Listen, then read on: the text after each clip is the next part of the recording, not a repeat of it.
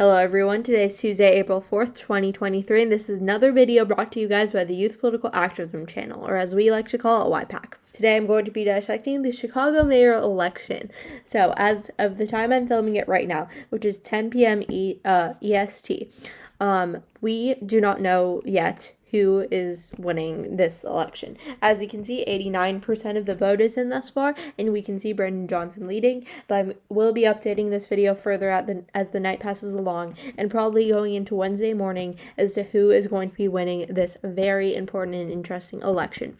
So first of all, with some background, Lori Lightfoot was the mayor of Chicago for the past 4, I believe, years, but she was eliminated in the first round of voting in late February, only getting 16.81% of the vote, which that is probably really brutal for someone. But no matter how much they're disliked by the city, that they have to remain in office for a couple more months, knowing that their city, only 16.81% of them actually support her, that must be terrible. But, after her inefficient and delayed response to COVID in Chicago, and that being a rampant disease, and them not being able to bounce back as well as many other cities in the country were able to do, and also because of the rising crime rates in Chicago, she's very unliked, as you can see, about 16.81. So Paul Vallas and Brandon Johnson were the two candidates who are going into the runoff. So more on them. Brandon Johnson is a progressive versus Paul Vallas. He's more of a moderate. He appeals more to the conservative base as well. And so that's why you also see that Paul Vallas leads by about 11 points here over Johnson.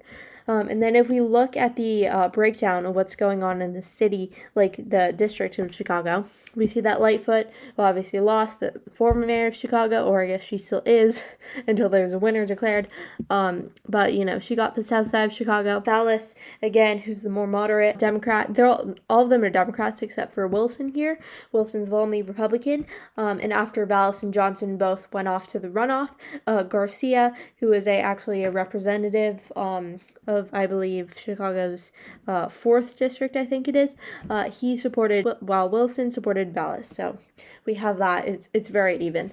Vallas gets most of his support from central Chicago, densely populated is, so he gets a lot of support from there, as well as the outskirts that tend to lean more Republican. And then Johnson gets a lot of support from the north of Chicago, and then down a little pocket of southern Chicago. So when we go into the stats, we see the percentage of turnout, and if you keep the last map in mind, the lowest turnout is in this west/south area of Chicago, versus the highest turnout is in northern Chicago. So again, this is kind of both racially and economically divided. The highest majority of votes really comes in for Vallas, because Vallas's votes, if you can remember, this area, which is one of the areas that has the most voter turnout, was heavily supporting Vallas, and so was this part. So, he's got these parts of towns versus Johnson mostly got this part, which this part of town, northern Chicago still has a fair amount of voter turnout, but not as much as the Vallas districts.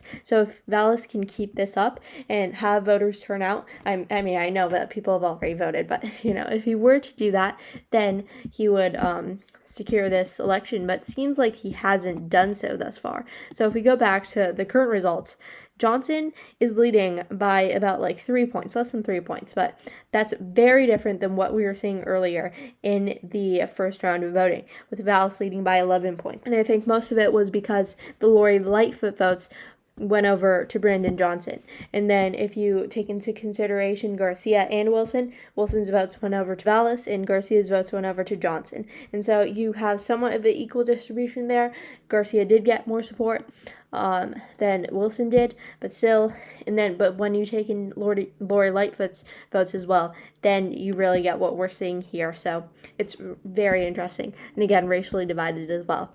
And then if we go to the first round of voting, which again, this is just a more in-depth version of what we were looking at earlier. If we look at the size of the lead, right, which is really important, we have Vallas here, and you see the large amounts that he's leading by in these populations that are densely populated. Again, central, like the city of Chicago, downtown Chicago, is voting for Vallas in vast amounts.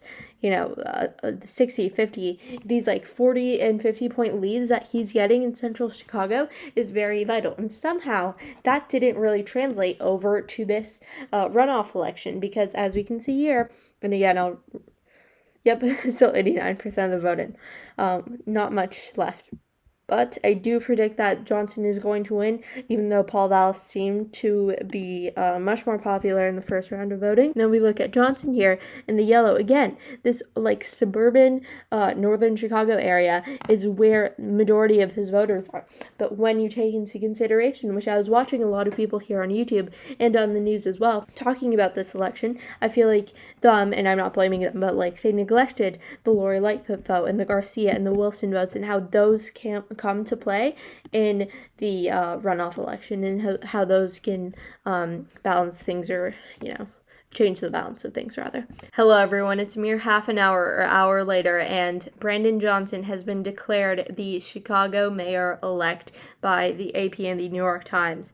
91% of the vote is only in, so we still have 9% left to go, but for some reason the AP decided that Brandon Johnson is going to win this no matter what. I was somewhat surprised by this. I thought that, Vallas still has some chances with those 9% voting margin still left to rise up less than 3% to be neck and neck with Johnson. But apparently not.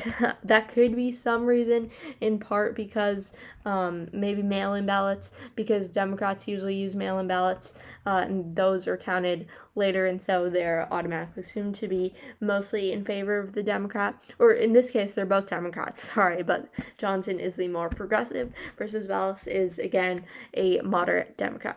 Coming back in here on Wednesday, I wanted to talk about what the results really mean for Chicago. So obviously Chicago is a very liberal city. No matter what, they're going to be electing a liberal. And so people might undermine the results we see here, since it was two Democrats running against one another. But what really matters is the leftness, if you will, of Johnson versus Vallas.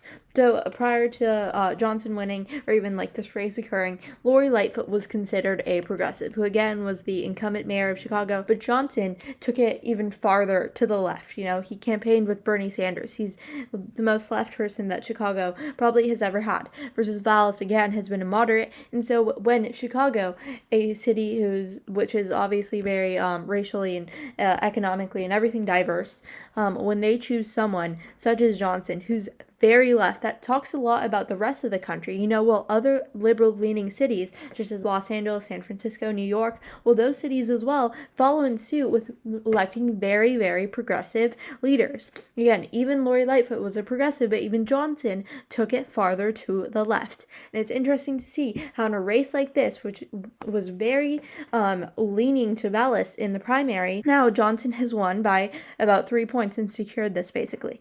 And 3 points is still a tight race, but it again speaks to the vast majority of people how they're leaning more and more liberal. And now if the other major cities that are left leaning do so, again San Francisco, Los Angeles, New York, then what does that say for the rest of the states?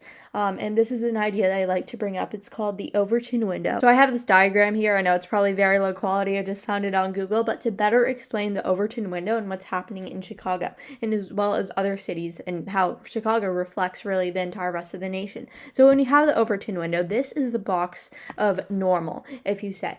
This is the box where people are reasonable, the right and the left, and the middle in between. And the more extreme one side goes, the box is only so limited. It has to move over.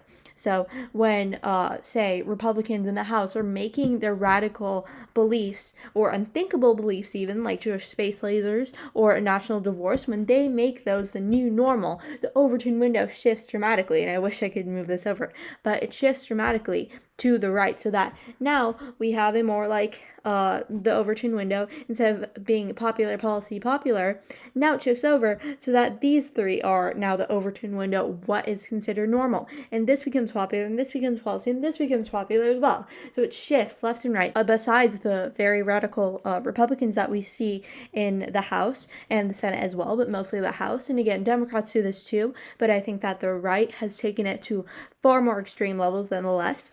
And now in Chicago and Wisconsin as well, which that's another video, check that out. But when these elections are going farther and farther to the left and other cities follow suit, the proportion of like Democratic to Republican in, say, urbanized California versus rural California can only be so different. And so when, say, Chicago goes to the unthinkable or the radical left, then the rest of the outskirts also have to fall in suit of this Overton window of normal. And again, this is just a political theory and idea rather, but it is reflected very much in what we're seeing in politics. If you think about, for example, Trump, the ideas that he brought to light were considered like radical or even unthinkable at the time. But when he remained in office for 4 years and he still has this really strong base that takes his word as gold, then, we see shifts for the Overton window. And in an ideal society, it stays in this like sensible area of things and the left and the right cancel each other out. But say with the House, it's leaning more to the right, and with the left, with like elections, and we're going to see in Chicago and hopefully other mayoral elections. And if we even take LA's last mayoral election, they voted in Karen Bass, a progressive, instead of Rick Caruso, another Democrat who's a more moderate Democrat. Again, both these cities, both LA and Chicago, LA last year, Chicago this year, voted in very progressive leaders. And so you're going to see many other cities follow suit. And that's, going to be the new normal for the cities as I predicted. Thank you for watching. Check out our video that we made on Wisconsin. That election also happened April 4th, last night. So check that out. And I'm probably going to be making another video as well, just dissecting the state of the nation after these two elections where two liberals won. Be sure to follow our TikTok at bhhs.ypac, our shorts also here on YouTube, and our Instagram also at bhhs.ypac. And then there's a link for the link tree that links all of these different places. So go check that out. Thank you for watching. See you next time.